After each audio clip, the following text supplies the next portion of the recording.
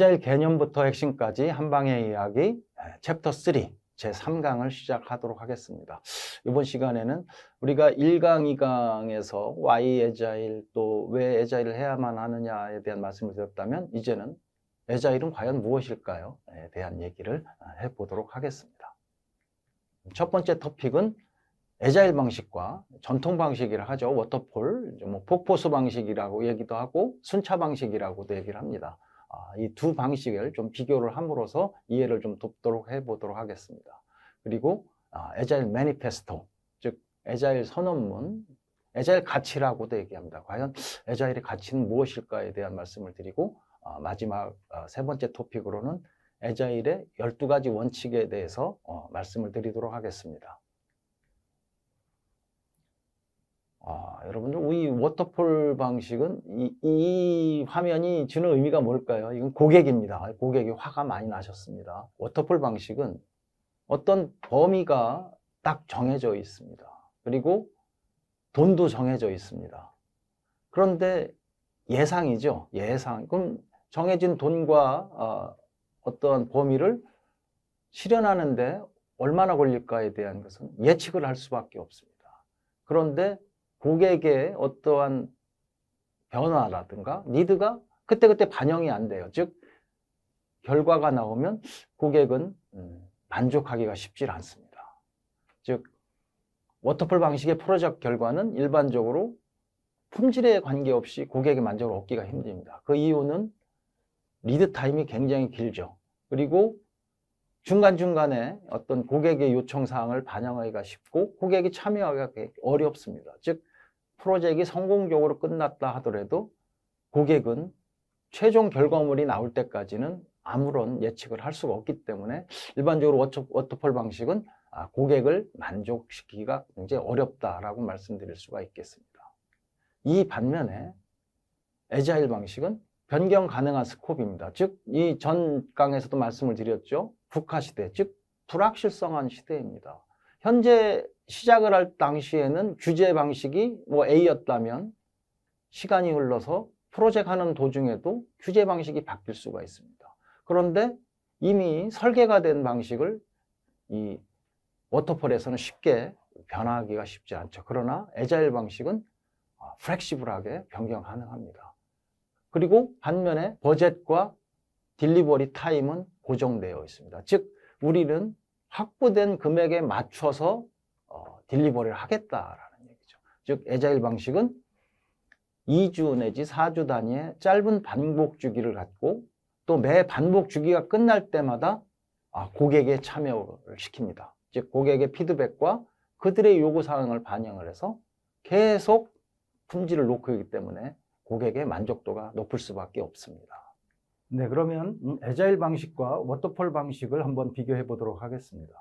일반적으로 워터폴 방식은 어떤 하려는 일에 대한 스코프이 고정이 되어 있습니다. 즉 이만한 정도의 밸류 또는 이만한 정도의 결과를 얻어내기 위해서는 당연히 예측이 필요하겠죠. 그만한 만큼 일을 하려면 시간은 얼마나 걸릴지 또 돈은 얼마나 들지 그리고 사람은 얼마나 투여해야 될지 모든 것들을 예측을 해서 시작을 하게 됩니다. 그래서 이 워터폴 방식은 플랜 드리븐 또는 예측하는 프로세스라고 말을 합니다. 만일 우리가 예측한 만큼 딱 떨어져서 결과가 좋다면 얼마나 좋을까요? 그러나 이 일을 추진함에 있어서 꼭 예측대로 되질 않습니다. 그래서 이 워터폴 방식은 시간이 길면 길수록 준비하는 시간이 길면 길수록 리스크는 더 많이 상존을 합니다.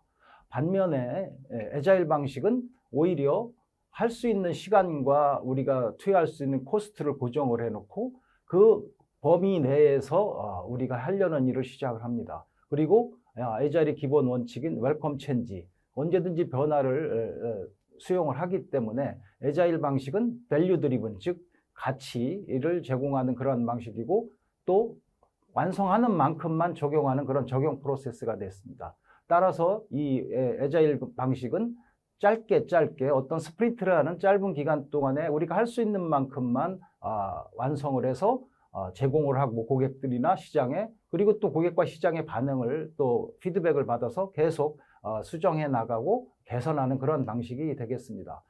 결론적으로 말씀을 드리면 워터폴은 플랜 드리븐 방식으로 계획되지 않았을 경우에는 리스크가 매우 큰 예측하는 프로세스이고 또 준비하는 시간이 길면 길수록 그 리스크의 범위는 더 커진다고 볼 수 있습니다.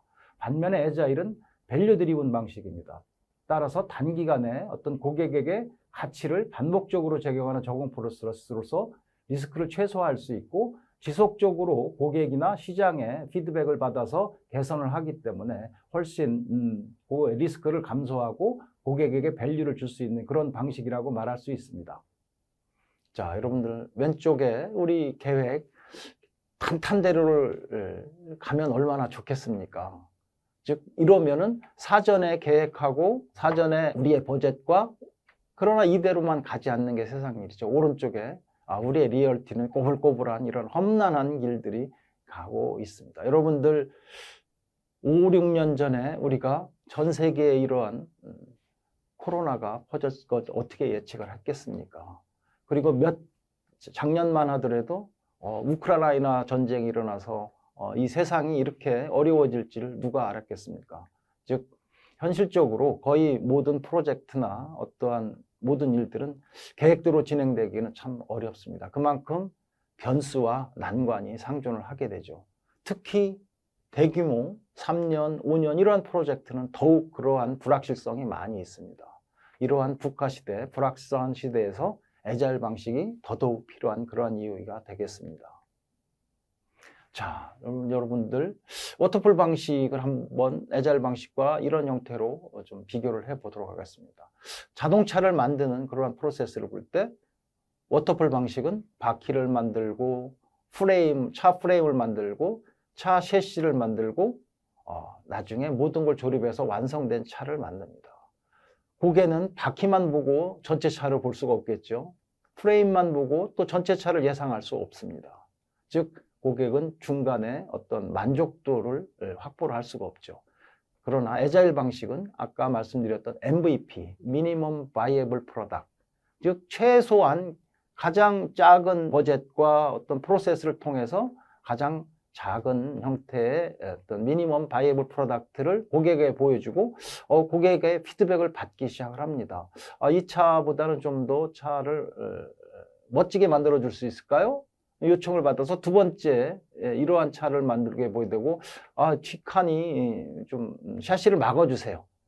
세 번째 이런 형태가 나오면 색깔을 좀 입혀주세요. 즉 고객이 원하는 형태로 계속 변화가 가능한 게 애자일 방식입니다.